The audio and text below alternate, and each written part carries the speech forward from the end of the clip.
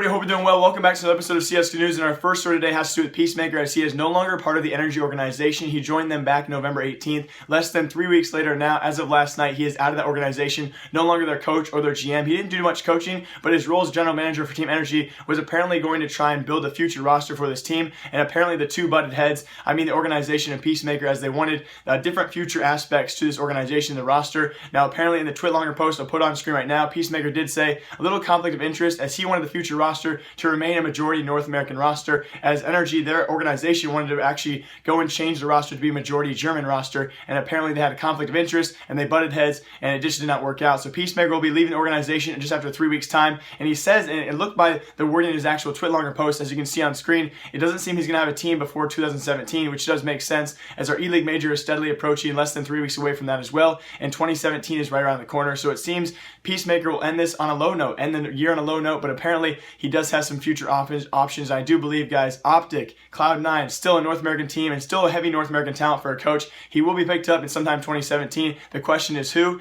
Also, some other suspected roster change, guys. I'm going to play a little Twitch clip for all of you guys leaked on a stream. I want you guys to kind of diagnose this yourselves to our next story, as the fact that Hiko might be joining TSM along with Sean Garrett's Shazam. Many of you guys know TSM did not qualify for the E-League major after they failed to make it out of the American minor. They, alongside Muffin Lightning, placed 3rd and 4th to Cloud9 and Morals, who did move on. So I'm going to show you guys this clip and the possibility of Hiko being the IGL of future 2017 TSM. This is in huge news, but just not confirmed quite yet. Only speculation. Here's the clip. Generally curious who is. Why would I join Cloud9? Okay. Hiko's joining our team. Yeah. Do you know how to dab? No. Sorry, I said too much. Why would I join Cloud9? Okay. Hiko's joining our team. Yeah. Do you know how to dab? No. Sorry, I said too much. And I don't know why I threw that in there, guys, but I'm just thinking, if you have Sean Garrett and Shazam and possibly even Hiko, little old throwback lineup there, guys, together, I guess that would kind of butt heads as two IGLs, but still, had one strat caller, one IGL. Hiko not playing his best these last few weeks, but still, TSM could be a strong powerhouse North American team if they pull together two other players to solidify this top 5, with obviously Twist and FNS out of that lineup. Twist going to go somewhere as well, but TSM could be a very powerful lineup. Look out for that soon in the future. And also coming up very shortly, we had Maikelele announce his new team. Now, as of right now, this is only speculation, not confirmed, as this is actually going to be his future team, because we did think it was going to be all Scandinavian players, all Swedish-speaking players, but as of right now, we're not sure if this is going to be his confirmed lineup for the future. But this weekend, or coming up soon for the DreamHack Las Vegas DreamHack Open qualifier, he will have this team on screen right now. Maikelele announced this last night. Only one suspected pick. If this is going to be his confirmed 5-man roster, everyone was wrong, because we had people announcing maybe it's going to be Slap, maybe Poff, maybe Wenton's going to come back. No one had this 5-man roster. Everyone was incorrect.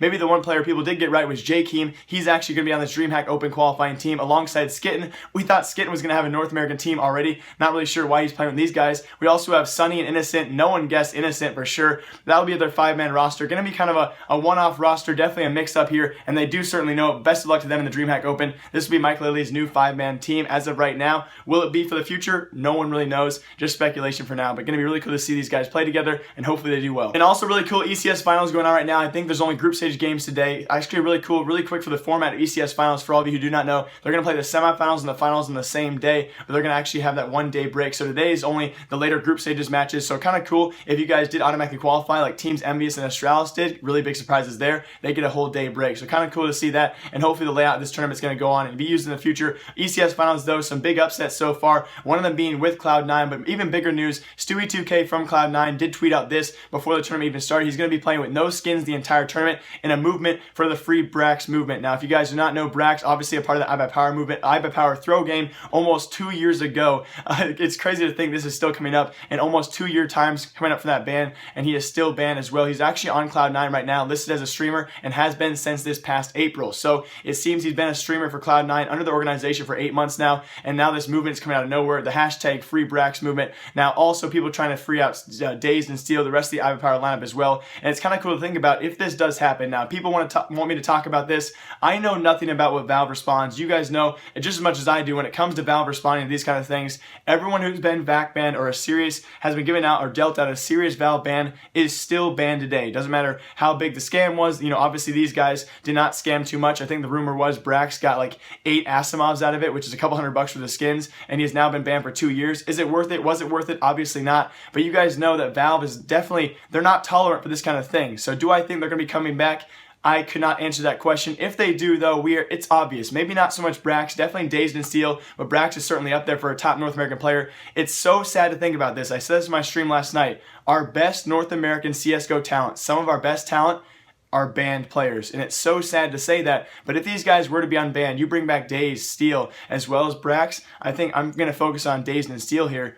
They are some of our top players in North America. I think it'd be very exciting to see them come back. But yes, Stewie alongside a few other players actually playing no skins so far throughout ECS. Now Cloud9's run could be cut short as, again, guys, back-to-back weekends, they play Optic. I think they played Optic 2 weekends ago to actually knock each other out. So unfortunately, in the ECS finals right now, if you guys are watching, we have Cloud9 and Immortals also playing their fellow counterparts. What I mean by that, Cloud9 does play Optic. They're going to knock each other out, as well as Immortals do play SK. So we're only going to have one South American team, one North American team possibly competing to actually make it out of group stages, because even after they win those 2 matches, they have to play the winners bracket as well to even get out of group stages. So ECS has been very fun. The free Brax movement's up there. And yeah, our best talent are still banned players. And I do apologize for rambling on about that. There were several stories in there, so I do apologize. Maybe I'll try and keep that more concise later on. I am also trying to talk slower in these episodes. Our last story today does have to do with Chinese regulation. I'm going to show you guys on screen right now. It does a big movement here for the Chinese government, as they're going to try and make all games makers and all game producers actually show the drop rates for their cases, their crates, their boxes, whatever in-game currency or in-game virtual items they have. They're going to try and make them or force them to actually show their probability rates. Now, I know a lot of you guys already know the drop rates for cases. They're out there somewhere where every single case has a certain drop rate,